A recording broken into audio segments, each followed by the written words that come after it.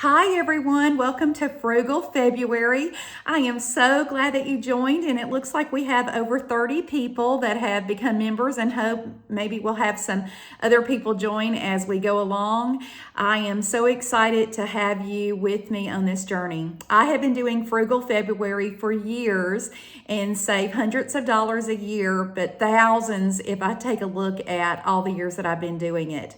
So when you do Frugal February, we're going to be frugal about certain ways that we spend. But what we're doing is we're really just changing the way we allocate money. So we're moving money in other areas of our life, shifting the money, so to speak. So before we begin, let's first talk about money mindset and what that is. So money mindset is a belief that we currently have about money. Now, where does that mindset come from? Well, it comes from our parents, our grandparents, our friends, maybe teachers, anyone from the past. So there's certain values that are instilled on us as young children, and we carry those beliefs throughout our entire life unless we consciously change them. So we're not even really aware of some of the money mindset that we do have. I know that my parents said a lot of things like money doesn't grow on trees. They said things like, Tina, we're not made of money. And so I learned how to hold on to money. So save, because I had the thought that it was going to be taken away from me or I was going to lose it. So it was a scarcity mindset instead of an abundant mindset. So I'm hoping this month maybe I can help you to start shifting into an abundant mindset. That way things will be a little easier on you. So let's talk a little bit about things that you can do. I like to set my day up with intention, and in setting an intention, it just makes my day go a lot smoother. And so I do that by following something called the Miracle Morning. And I love the acronym. The acronym is SAVERS, SAVERS. And the first S starts for silence. Be quiet in your mind and block out the chatter through meditation, prayer, or focused breathing. So really, this is just stopping the mind chatter. We all have it where we're running different scenarios. Our brain is like a supercomputer. And so when you can quiet that down and you can have peace, it makes a huge difference in the way that you move forward throughout the day. The next is affirmations. So what are affirmations? Telling yourself encouraging words to achieve goals and overcome fears and feel happy. They're powerful little short statements that we say repeatedly. So one of the ones that I use quite often is, I am so happy and grateful now that I live in a permanent state of prosperity. And that makes me feel good. It's also putting it now. It's putting it in this moment. It's not in the past. It's not in the future. Next is visualization. So imagine yourself doing each thing that you do, that you need to do throughout the day, and imagine what it feels like to succeed. So it's really just visualizing you being financially abundant. And I love this. This is a fun exercise for me. I love to visualize the car I might drive, and I think about the smell of it, how the steering wheel feels in my hand, how I feel sitting in it, the suspension underneath me, right? The leather seats. So I get really involved with my visualizations. Next is exercise. So every day, try to go for a walk if you can and move around and get that blood and that oxygen flowing to the brain. It's going to help you to stay more focused, and that's also going to release endorphins and dopamine, which cause you to feel good. A lot of times we buy stuff to feel good, and it's temporary. It doesn't make us feel any better. It might in that brief moment, but being abundant and having your finances taken care of, that feels amazing.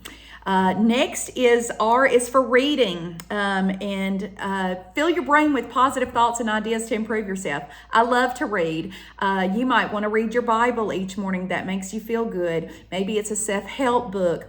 I love to read things financial. So I get on all different types of YouTube channels, and I have all different types of books, and I'm constantly reading about how to improve my money situation.